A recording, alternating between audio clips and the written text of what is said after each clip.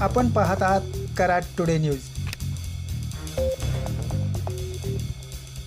कराड नगर परिषदेच्या वाढीव हद्द भागासाठी महाराष्ट्र सुवर्ण जयंती नागरोत्थान महाअभियान अंतर्गत नगराध्यक्ष राजेंद्रसिंह यादव यांच्या पाठपुराव्याने मंजूर झालेल्या पाणीपुरवठा व भुयारी गटर योजनेअंतर्गत 10.5 MLD क्षमतेचा मलप्रक्रिया केंद्र व 11 लाख लिटर क्षमतेची पाण्याची टाकी बांधकामाचा शुभारंभ आज माजी मंत्री बाळासाहेब पाटील, नगराध्यक्ष राजेंद्रसिंह यादव, उपनगराध्यक्ष प्रतापराव साळुंखे, मुख्याधिकारी प्रशांत वटकर, लोकशाही आघाडीचे अध्यक्ष जयंतकाका पाटील, पाणीपुरवठा व जलनिस्सारण सभापती अल्ताफ शिकलगार, नगरसेवक अख्तर हुसेन आंबेकरी, नगरसेविका सौ योगिता जगताप, सौ सुप्रिया खराडे, नगरसेवक प्रवीण पवार, नगरसेविका सौ रझिया आंबेकरी यांच्या हस्ते करण्यात आला.